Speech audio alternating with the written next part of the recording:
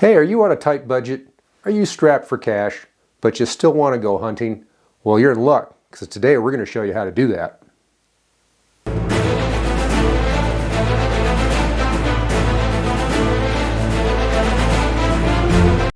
Welcome back to LocaCarnivore, everybody, the hunting, guns, and adventure channel for smart people. And you're smart because you're watching us instead of some airheaded gazillionaire influencer who puts out a bunch of just fluff. You're going to get real usable information here at LocaCarnivore. As we said in the intro, today we're talking about how to go hunting on a limited budget, on a low budget, small budget, however you want to put it. You're just strapped for money, but you like to hunt and or you need the meat. So we're going to show you how to do that. And make sure you stay through the entire video, because at the end here I'm going to tell you how much I spend generally on hunting each year. And I think you're going to be amazed at how little I actually spend to provide a lot of meat for my family every year.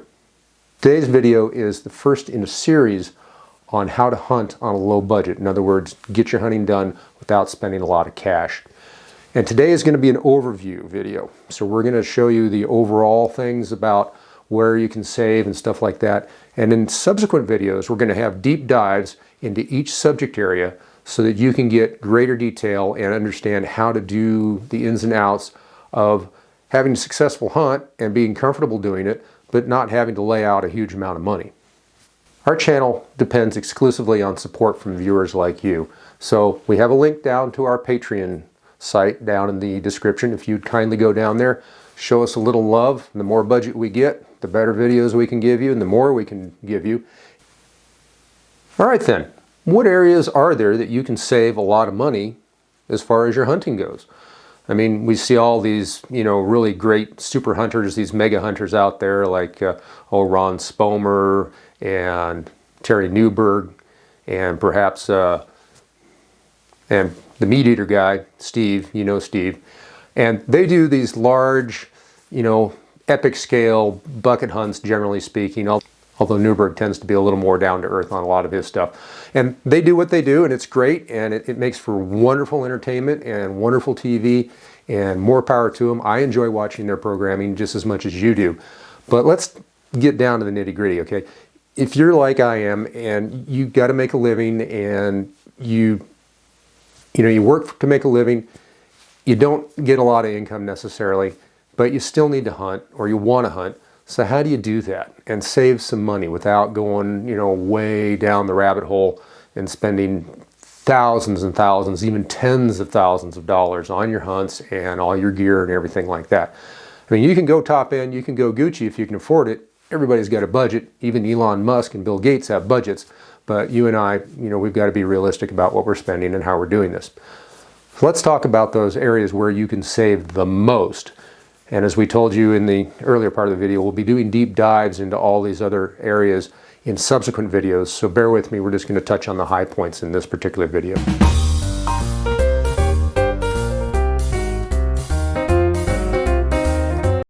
In my opinion, the best way to save the most amount of money on your hunting is to hunt in state.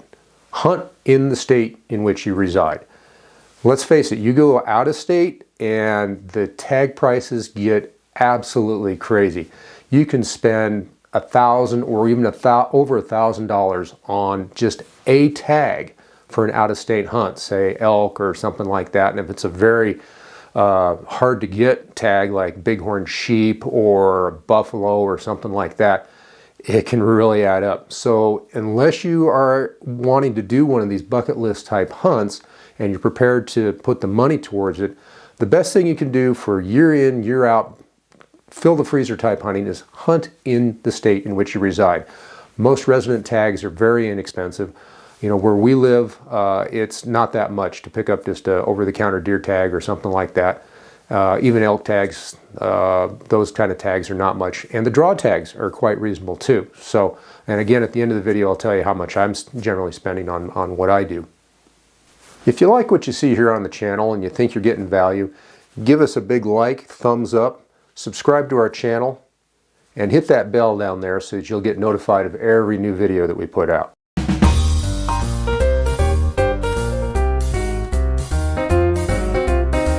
So not only hunt in your state, but hunt local, in your local area. And again, our channel is called LocaCarnivore, which means somebody who is a meat eater in their local area. It comes from the thing of, the locavore thing at the, the farmers markets, and the, very kind of hipster people are always, well, I'm a locavore. I only consume what's produced in my area by my local producers. And that's great. I do too, except my local producers happen to have 4 legs and antlers, generally, or wings, or whatever it might be. So you can save a lot of money by hunting locally, by being a LocaCarnivore. And what do I mean by a local hunt? Basically, hunting within a 2-hour drive from your home. So if you just find your home on a map, Google Maps, whatever, and you drew a radius of a 2-hour drive time, reasonable drive time around that, you'd be amazed at the areas you can find to go hunt. And you don't have to be like we are out in the middle of nowhere, and literally we have hunting available to us right out our door, which is awesome, but you don't have to be like that. You can live in a major metropolitan area and still find a place, generally within a 2-hour driving radius of where you live, that you could go hunt if you work at it. And again, low budget hunting is kind of like low budget anything, whether it's car restoration or buying a fixer-up home or whatever. You're going to trade your ingenuity, your time, and your labor instead of raw cash for what you want to get. We've got great content at our LocaCarnivore website as well. The link's down in the description, like everything else, and we'd appreciate it if you go over there, enjoy some of the great content we have over there. We also have a store, so you can go ahead and get some LocaCarnivore branded merchandise, which we know you'll like. You can give it as gifts or wear it around. We'd appreciate that.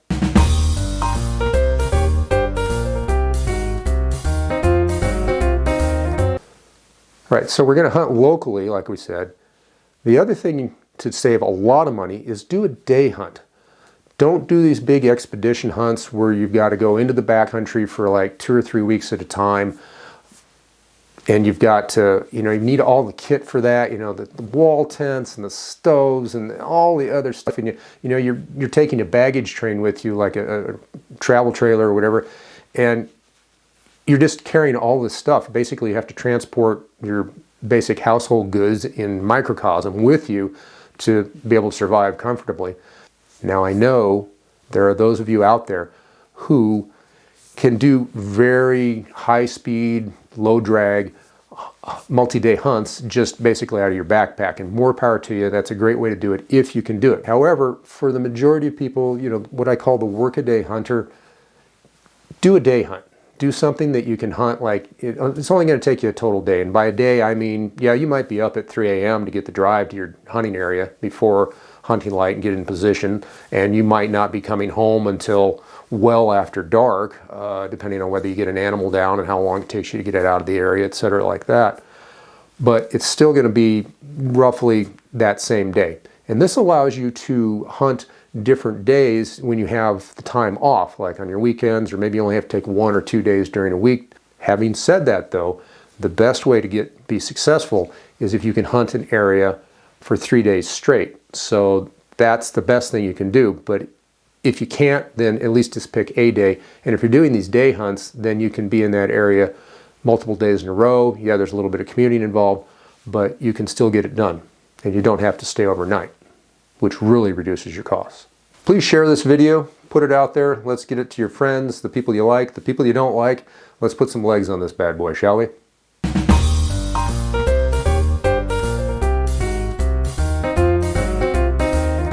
The other way you can save a lot of money is being smart on your land access. And this is going to kind of vary a little bit depending on what area of the country you're in.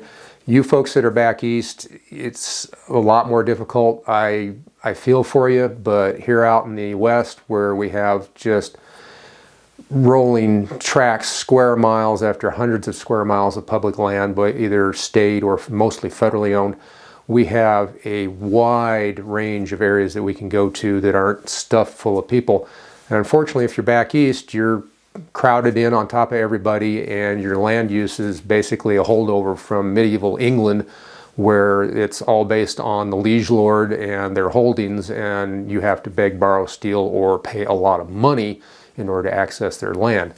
So I do understand I do understand the constraints you might have if you live back east. However, having said that, I think having talked to a lot of people that hunt back east or are from there and or listen to a lot of people in their videos and things like that, there are ways you can do this. There's plenty of public land back east, even if it's kind of more, you know, a little patchwork, little spot here, little spot there. And yes, that does increase hunter density.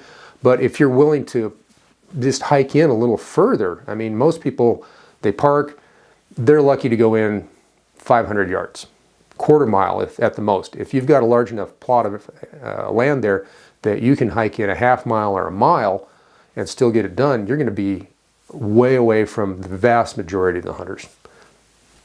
Hey, what do you think about what we're saying on this video? Go ahead down in the comments, let us know. Your comments help us produce better quality videos and for topics that you people are interested in, as opposed to just the stuff I like. Now, don't overlook private land. You don't necessarily, even if you're back east, you don't necessarily have to buy a lease, a hunting lease, or an actual piece of property or anything like that. There are a lot of landowners that if you just take the time to get to know them and you approach them correctly and you're polite and you make it understood that you're a very conscientious person in general and a conscientious hunter, that you can get permission to hunt their lands.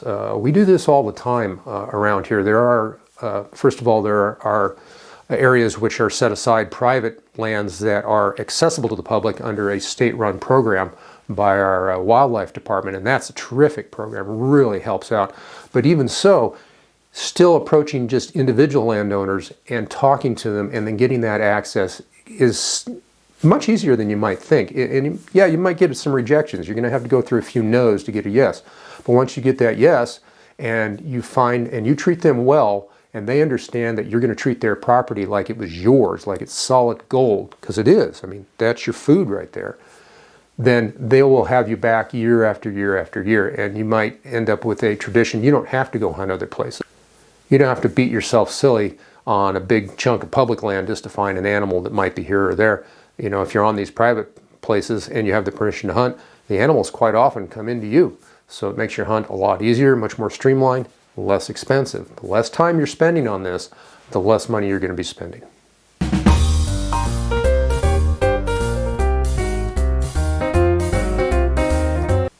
All right, that's an overview on the big areas where you can save your money, and that was, you know, where you hunt, how you hunt, and how much time you put into it, and your radius of action, if you will, and your radius of action around your home area, and that saves you all the money. Now let's talk about gear. Everybody's always into gear. If you Google or look up on YouTube low budget hunting, instead of just how to do it, you'll find that the biggest search terms are generally on, you know, the gear, the guns particularly. Everybody's just wild about trying to find a cheap gun. So let's talk about the gear and at least touch on ways you can save in each of these areas. And remember, we're going to have individual deep dive videos coming up for you on these particular areas. First of all, you don't need what they call Gucci gear. You don't need high-end stuff. You really don't. There's a lot of affordable gear out there that will get the job done. It's not maybe real racy, it's not high-speed stuff, but it will keep you in the game. It will allow you to hunt. You can do it in a reasonable amount of comfort, and you can do it in a reasonable amount of comfort and effectively.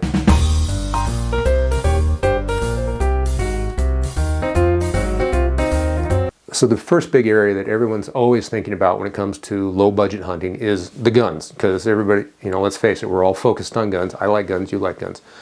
But again, on that, you don't need the Gucci stuff principle. There are a ton of affordable guns on the market these days. In fact, over the last 15, maybe 20 years at the most, the market has gone incredibly, the market has focused tremendously on providing what the industry calls value guns. In other words, they're as affordable as the gun manufacturers can possibly make them and still make a profit selling them. Remember, they got to stay in business, because if they go out of business, you're not going to have any guns unless you're going to build them in your basement, in which case you better talk to the ATF before you do that. So there's a wealth of affordable guns out there from, all the major manufacturers for the most part. Ruger, Savage, particularly, they have very affordable models. There's imported guns from, they come in from Turkey and they're made offshore, Philippines, etc.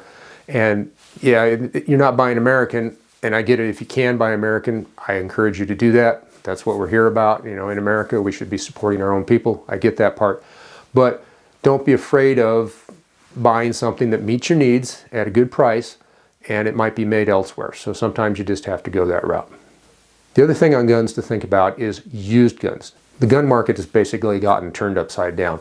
Since it's so hard to get guns and guns have gotten so expensive, especially on new guns, even the low budget guns, the prices have continually gone up over the last 3 to 4 years, and they don't show any signs of slowing down, especially with the new inflation rates. With that in mind, however, used guns are not quite the value center that they used to be, because given the price of a new gun, a used gun can still command 90 or even 100 or even more than 100% of its original selling price. And so it's kind of hard to, given the fact that there's really affordable new guns on the market, whether or not a used gun's right for you.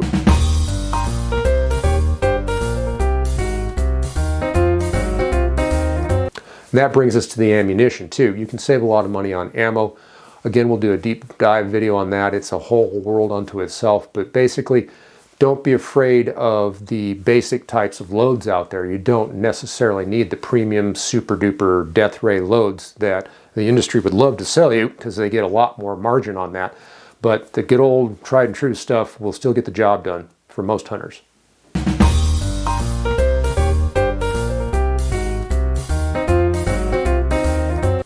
The other area you can save money is in optics, and again we'll do a deep dive, but basically don't overthink the optics equation.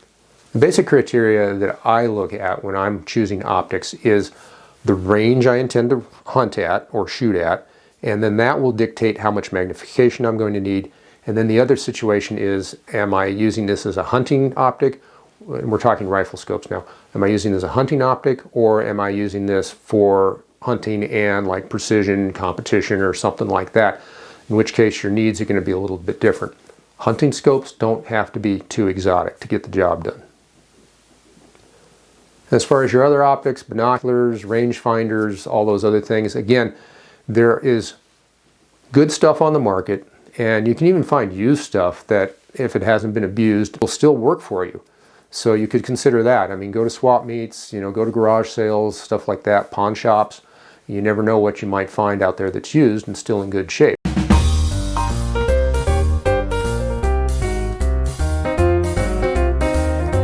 And of course, you got to wear clothing unless you're a very hardcore back to nature type hunter with a spear or a flint, a stone knife and a club or something, which generally aren't legal means to take anyways in most states that I'm aware of. But unless you're going to do this out natural, and I wouldn't advise that, because there's a lot of stuff out there that bites, things like that. So you don't want things hanging out, if you know what I'm saying.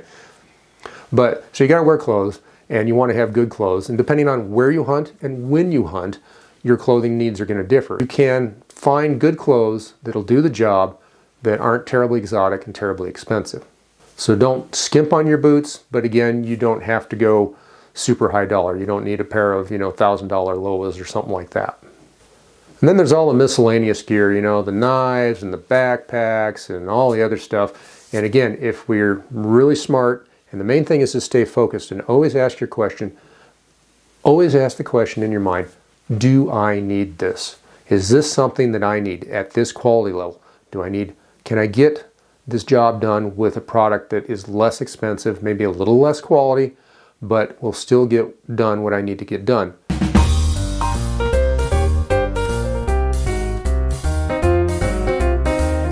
Now you're going to see a lot of difference in cost, whether you're a beginning hunter, you're just getting into hunting, or if you're somebody who's been hunting quite a while. If you're a beginner, there's a much steeper curve, initial ramp up of cost, because you're going to buy a lot more equipment up front. So you're going to have to spend some money there, and it's going to cost you initially more. However, you can, as they say, amortize this across your hunting career. If you buy decent stuff that's going to last, If you're a more experienced hunter, you know this. You already have all these little issues worked out. You have boots, you have the clothing, you have the knives, and all the other stuff, you know, already set up. So really what you're spending year to year is, you know, your tags, gasoline, food, stuff like that. And it's going to reduce your cost profile significantly. All right, I suppose you're all wondering now, what do I spend? The LocaCarnivore. What does the LocaCarnivore spend year in and year out on his hunting? Well, it does vary from year to year. I mean, if I, like for instance, this last year I chose to go to a different load for my hunting rifle, and so that required, and it was an upgrade. You know, I had been using less expensive ammo, so it was an upgrade. So I spent out, you know, on that. However, I didn't like buy it all at once. I bought a box like every other month until I had a few boxes. And the way I shoot, once I get a gun zeroed in, it usually stays zeroed. And I shoot accurately enough to where I'm generally not using a lot of rounds during the season. So you know, 3 to 4 boxes of ammunition will last me probably a decade or longer, depending on, now if I change scopes, I'll have to spend some ammo to you know, re-zero that new scope or something like that. But generally, once you're set in on your equipment, you don't need to change it, don't change it, and that way you won't have to do that. So like I said, yeah, I did spend a little extra money on ammo and stuff, and it was kind of Gucci ammo, but it's proven to be quite good, and we'll do a review video on that for you later. So what do I spend though, you know, year in and year out? Well, my biggest expense is without a doubt my tags. And where I'm at, the good news is you might have to pay for a draw tag, but if you don't get the tag, they give you your money back. I know that I've heard there are some states that don't give you your money back, so you got to choose wisely where you're drawing. But I usually just, you know, shoot out all the tags that I want for draws, and also get the over-the-counters and everything, that you know, the basic hunting tags and whatnot. So that all told, let's say I get everything that I put in for a draw, I'm probably spending on the high end, maybe $200 on tags. On average though, because we don't always get, you know, the ones you want to draw for, like the really rare tags that they only hand you like one for your lifetime or something, and you don't get those. Realistically, although the prices keep going up, I'd say right around $130 to $150 is pretty typical right now for that. And then of course there's gas. I try to hunt as much as possible right around where I live. In other words, that I can walk to, or maybe I have to drive maybe 20-30 minutes to get to a hunting area. But there are other places that we go, depending on, you know, what we draw and things like that, that it can be an hour, 2-hour round trip. And depending on the vehicle we take, you know, depending on the price of gas and what the fuel consumption of that particular vehicle is. If you take a big truck, you're going to spend a lot more on fuel than if you take a smaller, more efficient vehicle. And gas, again, depends on where we go, but a typical budget for we're talking like the general rifle season, which where we're at lasts 5 weeks essentially. And you're not hunting every single day on that. Wouldn't that be great? But even we can't do that. However, I would say on gas, and the prices have gone up, it can vary, but I budget about $200 for a season just to make sure I've got enough to cover it all. Sometimes you exceed the budget, it just depends on how it works out, and a lot of times I'm well under that. So that kind of averages out. I've already got my ammo, got all my other gear pretty well situated. I did buy a couple different knives last year, and we'll be doing review videos on those, and some different meat processing cutlery pieces and stuff for field dressing. And like I said, we'll do a review video for each of those products. But in the main, I would say year in and year out, I can hunt for $300 a year or less. It's just that simple, and that includes hunting, you know, all the different species. I mean, upland game, upland birds, you know, everything. A small game, hunt small game. In between seasons, there's just a lot you can hunt around here. If you do it right, at least where we're at, except for a couple of months out of the year maybe, there is always something that you can go hunt. Well, hopefully you got a lot out of this video. And again, like we said, we're going to be doing a whole series on this, and we'll do the deep dives into each of those subject areas. So you'll want to definitely stay tuned for those. Remember, if you subscribe and hit that little bell, you'll get notified when our videos come out, so you won't miss any of them. But we hope you got some good value out of this. We thank you so much for spending your valuable time here with us at LocaCarnivore today. And as always, stay aware, stay safe, be kind, and we'll see you next time on LocaCarnivore.